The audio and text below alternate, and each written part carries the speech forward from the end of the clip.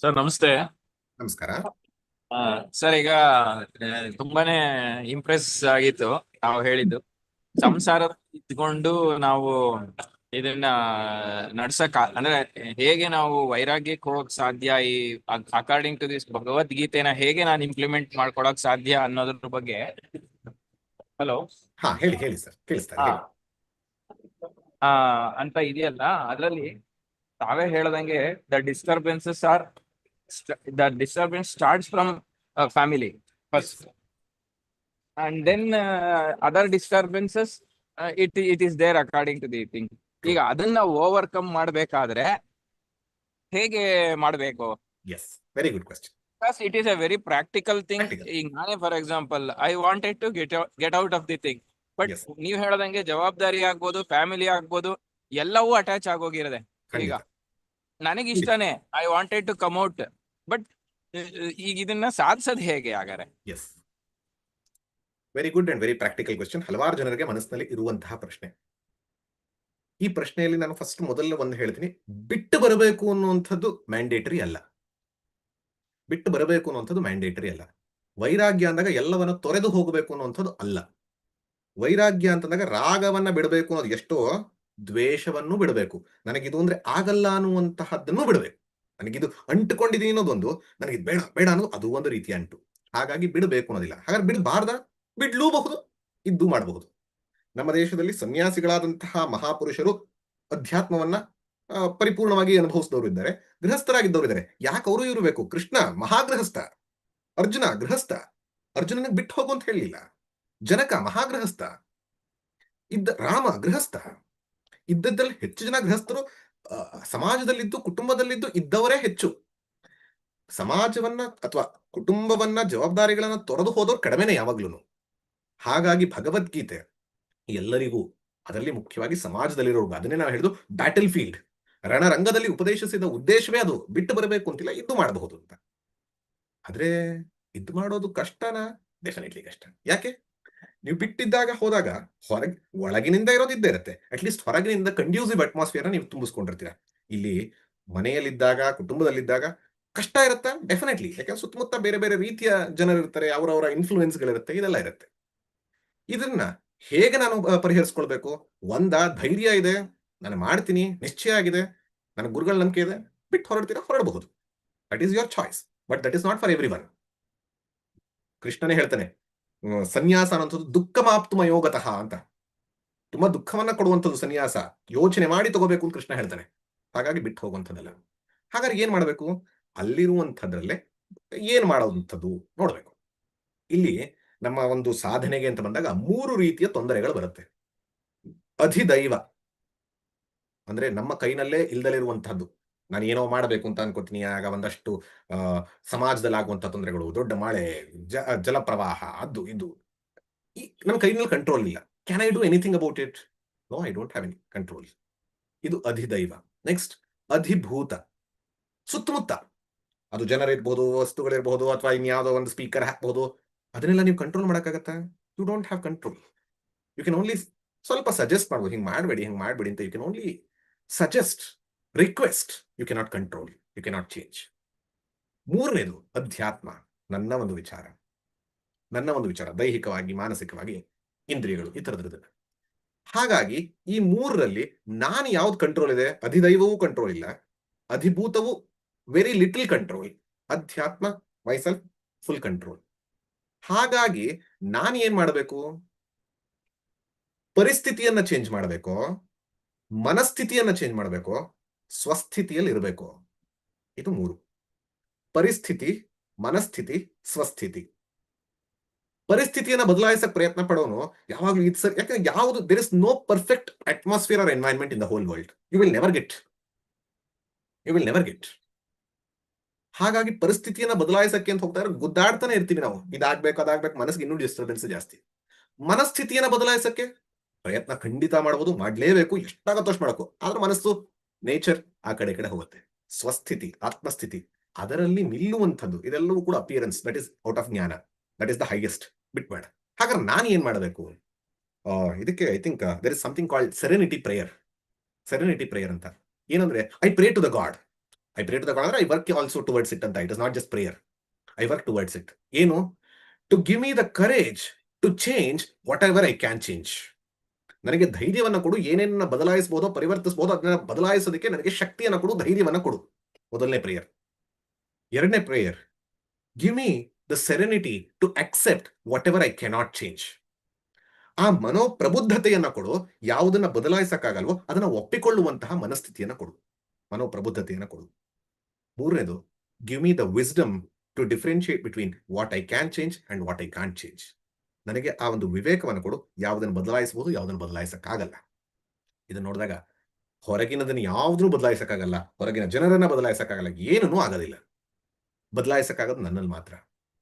ಅದಕ್ಕೆ ಪ್ರಯತ್ನ ಮಾಡುವಂಥದ್ದು. ಇದು ಥಿಯರಿಟಿಕಲ್ ಲೆವೆಲ್ ಆಯ್ತು. ನಿಮಗೆ ಒಂದು ಸಿಂಪಲ್ ಪ್ರಾಕ್ಟಿಕಲ್ ಕ್ವೆಶ್ಚನ್ ಅಂತ ಅಂದ್ರೆ ABCDE. ABCDE. A, association. Have satsangs. ಸತ್ಸಂಗಗಳನ್ನು ಆಗಾಗ ಹೆಚ್ಚು ಮಾಡ್ತಾ ಇರಿ, ಆಗ ನಿಮ್ಮ ಒಂದು ತೀವ್ರತೆ ಗಾಢತೆ ಜಾಸ್ತಿ ಆಗ್ತಾ ಹೋಗುತ್ತೆ. B for books. ಗ್ರಂಥಗಳು, ಗ್ರಂಥಗಳ ಅಧ್ಯಯನ ಓದುವಂಥದ್ದಿರ್ಬೋದು, ಯೂಟ್ಯೂಬ್ ವಿಡಿಯೋಗಳನ್ನು ಕೇಳಿಸ್ಕೊಳ್ಳುವಂಥದ್ದು, ಕ್ಲಾಸಸ್ ಅಟೆಂಡ್ ಮಾಡುವಂಥದ್ದಿರ್ಬೋದು. B for books. ಅದು ನಿಮ್ಮನ್ನ ಹೆಚ್ಚು ಸರಿಯಾದ ಮಾರ್ಗದಲ್ಲಿ ನಡೆಸುತ್ತೆ. C for chanting. ಜಪ, ಧ್ಯಾನ, ಅನುಷ್ಠಾನ, ಕಲಿತಿದ್ದನ್ನ ಮಾಡುವಂಥದ್ದು, ಅದನ್ನ ಮಾಡ್ತಾ ಹೋಗಿ. D for diet. ಡಯಟ್ ಅಂತ ಅಂದಾಗ ಬರೀ ಆಹಾರದ ಡಯಟ್ ಅಲ್ಲ, ವಾಟ್ ಎವರ್ ಐ ಇಂಟೇಕ್. ಕಣ್ಣಿಂದ, ಕಿವಿಯಿಂದ, ಮೂಗಿಂದ, ಬಾಯಿಂದ, ಎಲ್ಲ ಕಡೆಯಿಂದ what ever I think I become. So be aware. Engagement in service, ಸೇವಾ. ಆದಷ್ಟು ನಿಮ್ಮನ್ನ ನೀವು ಸ್ವಾರ್ಥಕ್ಕಿಂತ ನಿಸ್ವಾರ್ಥದಲ್ಲಿ ಹೆಚ್ಚು ನಿಮ್ಮನ್ನ ತೊಡಗಿಸ್ಕೋದಾಗ ಹೋಗಿ, ಆಗ ನಿಮಗೆ ಗೊತ್ತಾಗತ್ತೆ, ಆಗ್ತಾ ಹೋಗುತ್ತೆ, ಕ್ಲಿಯರೆನ್ಸ್ ಆಗ್ತಾ ಹೋಗುತ್ತೆ, ಮಲ ವಿಕ್ಷೇಪ ಕಡಿಮೆ ಆಗ್ತಾ ಜ್ಞಾನದ ಕಡೆಗೆ ಬರ್ತೀರಿ. This is what I can say.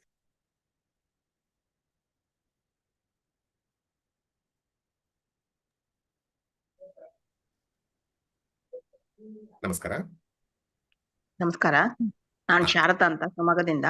ಹಾ. ಈ ಬಾದರಾಯಣ ಅಂತ ಹೇಳಿ ಉಪಯೋಗಿಸ್ತಾರಲ್ಲ, ಹಾ. ಅದ್ರದ್ದು ಬಗ್ಗೆ ಸ್ವಲ್ಪ ವಿವರಣೆ ಕೊಡಿ. ನಾವು ಕೆಲವೊಮ್ಮೆ ಜಾರ್ಗನ್ ಆಗಿ ನಾವು ಹೇಳ್ತೇವಲ್ಲ ಬಾದರಾಯಣ ಸಂಬಂಧ ಅಂತ ಹೇಳಿ, ಹೌದು. ಅದ್ರ ಬಗ್ಗೆ ಒಂದ್ ಸ್ವಲ್ಪ ವಿವರಣೆ ಬೇಕು. ಸೊ ಇಲ್ಲಿ ವ್ಯಾಸರಿಗೆ ಬಾದರಾಯಣ ಅಂತ ಹೆಸರು, ಭಗವಾನ್ ಬಾದರಾಯಣ ಅಂತ. ನಾನು ಐ ಥಿಂಕ್ ನಿನ್ನೆ ಒಂದ್ಸರಿ ಪಾಸಿಂಗ್ ರಿಮಾರ್ಕ್ ಆಗಿ ಹೇಳಿದ್ದೆ. ವ್ಯಾಸರ ನಿಜವಾದ ಹೆಸರು ಕೃಷ್ಣ ದ್ವೈಪಾಯನ. ಆದರೆ ಅವರು ವಿಂಗಡಣೆ ಮಾಡಿದ್ರಿಂದ ವ್ಯಾಸರು ವೇದವ್ಯಾಸರಾದರು. ಹಾಗೆ ಅವರು ತಪೋನಿಧಿಯಾಗಿ ತಪಸ್ಸಿಗೆ ಕೂತಂತಹ ಜಾಗ ಯಾವುದು ಅಂದ್ರೆ ಬದರಿಕಾಶ್ರಮ. ಬದರಿ ಕ್ಷೇತ್ರದಲ್ಲಿ ಅವರು ಅತಿ ಹೆಚ್ಚು ತಪಸ್ಸನ್ನ ಮಾಡಿದ್ರಿಂದ ಅವರ ಹೆಸರು ಬಾದರಾಯಣ ಅಂತ ಆಯ್ತು. ಹಾಗಾಗಿ ಇವನ್ ಬ್ರಹ್ಮಸೂತ್ರಗಳೇ ಬಾದರಾಯಣ ಸೂತ್ರಗಳು ಅಂತ ಕೂಡ ಇದೆ. ಹಾಗಾಗಿ ಬಾದರಾಯಣ ಅಂದ್ರೆ ಬದರಿಕಾಶ್ರಮದಲ್ಲಿ ಯಾರು ತಮ್ಮನ್ನ ಜೀವನವನ್ನ ತಪಸ್ಸಿನಲ್ಲಿ ನಿಲ್ಲಿಸಿ ಆ ದಿಕ್ಕಿನಲ್ಲಿ ನಡೆದ್ರು ಅವರು ಬಾದರಾಯಣ. ಇನ್ನು ಬಾದರಾಯಣ ಸಂಬಂಧ ಏನು ಅಂತ ನನಗೆ ಗೊತ್ತಿಲ್ಲಮ್ಮ, ಕ್ಷಮಿಸಿ.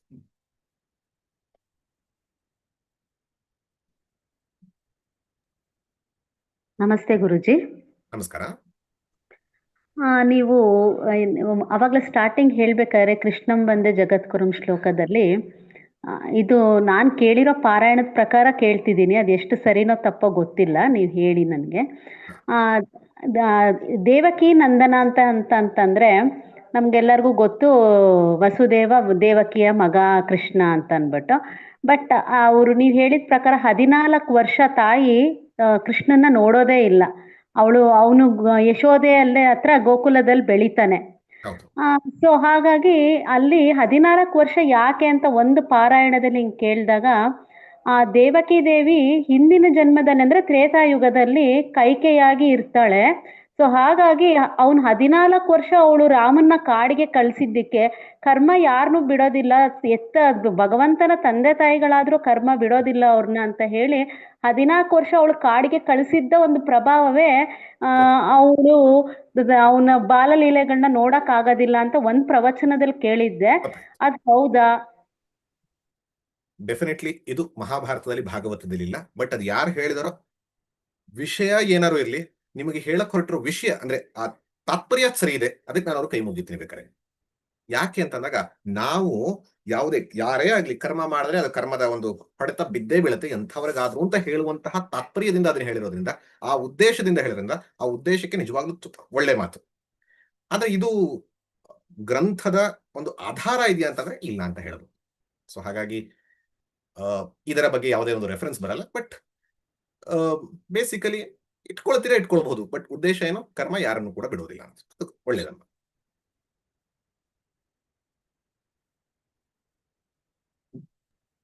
ನಮಸ್ತೆ, ನಾನು ಮಮತಾ ಅಂತ ತುಮಕೂರಿಂದ.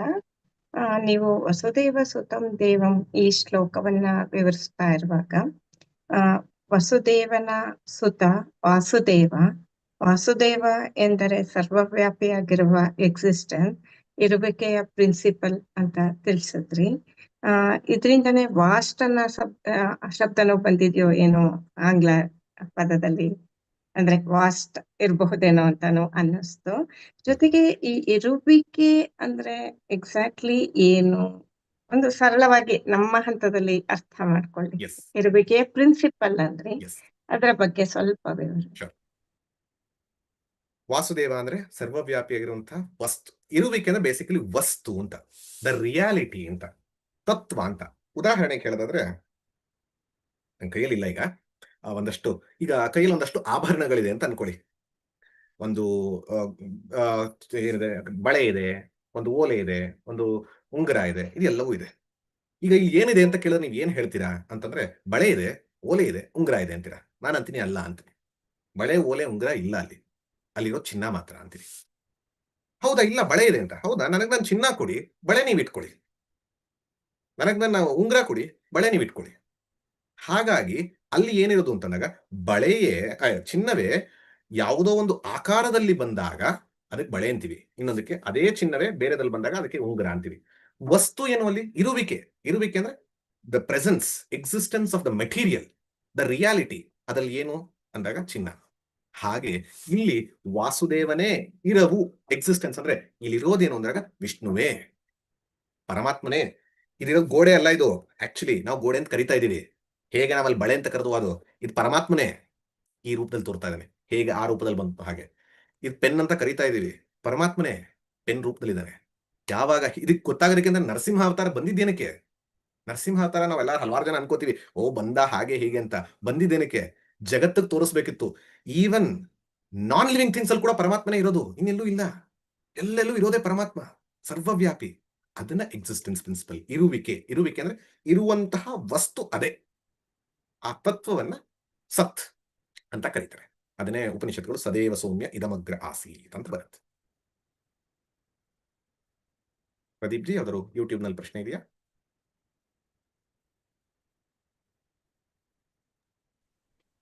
ಜಿ ಇದೆ. ಹಾ. ಸಪ್ತ ಚಿರಂಜೀವಿಗಳನ್ನು ಇವತ್ತು ನೋಡಬಹುದೇ? ಏನ? ಅವ್ರು ಈಗಲೂ ಇದಾರ ಅಂತ ಕೇಳ್ತಾ ಇದಾರೆ. ಯಾವುದು ಎಲ್ಲಿ ಯಾವುದು? ನೋಡಬಹುದು, ಈಗಲೂ ಇದಾರ ಅಂತ ಕೇಳ್ತಾ ಇದಾರೆ. ಏನು ಕ್ವಶನ್? ಸಪ್ತ ಚಿರಂಜೀವಿಗಳನ್ನ ಹಾ. ಈಗಲೂ ಇದಾರ, ಅವರನ್ನ ನೋಡಬಹುದಾ ಅಂತ ಕೇಳ್ತಾ ಇದಾರೆ. ಸಪ್ತ ಚಿರಂಜೀವಿಗಳು ನಮ್ಗೆ ಹಾಗೆ ಗೊತ್ತಿರೋ ಹಾಗೆ ವ್ಯಾಸ, ಅಶ್ವತ್ಥಾಮ, ಈ ತರ ಕೃಪಾ, ಎಲ್ಲರೂ ಈ ತರದ್ ಬಂದೇ ಬರುತ್ತೆ. ಅವ್ರನ್ನ ನೋಡಬಹುದಾ? ಹಲವಾರು ಜನ ನೋಡಿದೀವಿ ಅಂತ ಹೇಳ್ತಾರೆ. ನಾನು ನೋಡಿದ್ರೆ ಖಂಡಿತವಾಗ್ಲೂ ನೋಡಿಲ್ಲ. ನೋಡ್ಬೇಕಾ? ಹಂಗೆ ನೋಡ್ಬೇಕಾಗಿಲ್ಲ. ನೋಡೋದ್ರಿಂದ ಏನ್ ಸಿಗತ್ತೆ ಅದು ನಿಮಗೆ ಬಿಟ್ಟಿರುತ್ತೆ. ಆದ್ರೆ ನೋಡಿರುವಂತಹ ಹಲವಾರು ಅನುಭವಗಳಿವೆ, ಒಬ್ಬೊಬ್ರು ಹೇಳಿದ್ದಾರೆ. ಆದ್ರೆ ಹೇಗಿರ್ತಾರೆ ಅಂತಂದಾಗ, ಅವರು ಸೂಕ್ಷ್ಮ ರೂಪದಲ್ಲಿ ಇರ್ತಾರೆ ಅಂತ ಒಂದಷ್ಟು ಕಡೆ ಬರುತ್ತೆ. ಇವನ್ ನಿನ್ನೆ ಒಬ್ರು ಪ್ರಶ್ನೆ ಕೇಳಿದ್ರು, ಆಂಜನೇಯ ಹೇಗೆ ಈ ಅರ್ಜುನನ ಧ್ವಜದ ಮೇಲಿದ್ದ ಅಂತಂದಾಗ ಅಲ್ಲೇ ಬರುವಂತ ಮಹಾಭಾರತದಲ್ಲಿ ಬರುತ್ತೆ ಸೂಕ್ಷ್ಮ ರೂಪದಲ್ಲಿ ಅಂತ. ಸೊ ಅವರು ಸೂಕ್ಷ್ಮ ರೂಪದಲ್ಲಿ ಅಥವಾ ಬೇರೆ ರೂಪದಲ್ಲಿ, ಈಗ ಯಾರು ತುಳಸಿದಾಸರಿಗೆ ಹನುಮಂತನ ಒಂದು ಆವಿರ್ಭಾವ ಕಾಣ್ತು ಅಂತ ಹೇಳ್ತಾರೆ. ಸೊ ಈ ರೀತಿ ಒಬ್ಬೊಬ್ಬರಿಗೆ ಕಂಡಿದೆ. ಸೊ ಆ ರೀತಿಲಿ ಇದೆ ಅಂತ ಭಾವಿಸಬಹುದು, ಇದೆ ಅಂತ ನಂಬಬಹುದು, ಪ್ರಾರ್ಥನೆ ಮಾಡಬಹುದು. ಆದ್ರೆ ನೀವು ಚಿರಂಜೀವಿಗಳು ಅಂತ ಅನ್ನೋದು ಒಂದು ರೀತಿಯಲ್ಲಿ ನೋಡಿದಾಗ ವರ ಆದ್ರೂ ಇನ್ನೊಂದು ರೀತಿಯಲ್ಲಿ ಶಾಪ.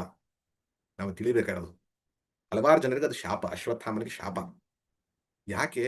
ಮಾಡಿದಂತ ತಪ್ಪನ್ನ, ಅಥವಾ ಈಗ ನಮ್ಗೆ ಇಷ್ಟನ್ನೇ ನೋಡಕ್ ಆಗ್ತಿಲ್ಲ, ನಾವ್ ಅನ್ಕೊಳ್ತಾ ಇದೀವಿ ಏನಪ್ಪ ಹಿಂಗಿದೆ ಸಮಾಜ, ಏನ್ ರೀತಿ ಇದೆ ಅಂತ. ಅವರು ಯುಗ ಯುಗಾಂತರ ನೋಡಬೇಕು ಅಂತಂದ್ರೆ ಏನ್ ರೀತಿ ಇರ್ಬೇಕು ಲೆಕ್ಕ ಹಾಕಿ. ಹಾಗಾಗಿ ನಾವು ಚಿರಂಜೀವಿ ಆಗ್ಬೇಕು ಅಂತ ದಯವಿಟ್ಟು ಯಾರು ಭಾವಿಸ್ಬೇಡಿ. ಇದ್ದಷ್ಟು ದಿನ ಚೆನ್ನಾಗಿದ್ದು ಆದಷ್ಟು ಬೇಗ ಕೈ ತೊಳ್ಕೊಂಡು ಜೀವನ್ ಮುಕ್ತನಾಗಿ ಹೊರಡಬೇಕು. ಇದು ನಗು ನಗುತ್ತಾ ಬಾಳ್ತೆರಳು ಮಂಕುತಿಮ್ಮ ಇದಿರ್ಬೇಕು. ಚಿರಂಜೀವಿಗಳು ಆ ರೀತಿಯಲ್ಲಿ ಸೂಕ್ಷ್ಮ ರೂಪದಲ್ಲಿ ಇದ್ದಾರೆ ಅಂತ ಭಾವಿಸಬಹುದು. ನಮಸ್ತೆ ಗುರುಗಳೇ. ನಮಸ್ಕಾರ. ನನ್ನ ಹೆಸರು ಚೈತನ್ಯ ಅಂತ. ಹಾ. ಅದು ಸ್ವರೂಪ ಬಗ್ಗೆ ನೀವು ವಾಟ್ಸ್ಆಪ್ ಚಾಟ್ ಅಲ್ಲಿ ಹಾಕಿದ್ರೆ, ಬಟ್ ಅಷ್ಟು ಕ್ಲಿಯರ್ ಆಗಿ ಅದು ನನ್ಗೆ ಅರ್ಥ ಆಗ್ಲಿಲ್ಲ. ಒಂದ್ಸರಿ ಹೇಳ್ಲಿಕ್ಕಾಗ್ತದೆ? ಎಸ್, ರೂಪ ಸ್ವರೂಪ ಈಗ ನಾನು ಹೇಳಿದ್ನಲ್ಲ, ಎಕ್ಸಿಸ್ಟೆನ್ಸ್, ಇರುವಿಕೆ ಅಷ್ಟೇ. ರೂಪ ಅಂದ್ರೆ ತೋರುವಿಕೆ, ಸ್ವರೂಪ ಅಂದ್ರೆ ಇರುವಿಕೆ. ರೂಪ ಬದಲಾಗತ್ತೆ, ಸ್ವರೂಪ ಬದಲಾಗಲ್ಲ.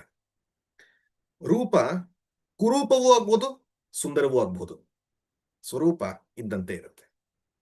ನಮ್ಮಲ್ಲೇ ತಗೊಳ್ಳಿ, ಇದು ರೂಪ ಇವತ್ತು ಹೀಗಿದೆ, ನಿನ್ನೆ ಹೇಗಿತ್ತು, ಅಥವಾ ಒಂದು 10 ವರ್ಷದ ಹಿಂದೆ ಹೇಗಿತ್ತು, ಇನ್ನು 10 ವರ್ಷದ ಹಿಂದೆ ಹೇಗಿರುತ್ತೆ, ಎಲ್ಲ ಬದಲಾವಣೆಗಳು. ಸ್ವರೂಪ ನಾನು ಬದಲಾಗಿದ್ದೀನ? ಇಲ್ಲ.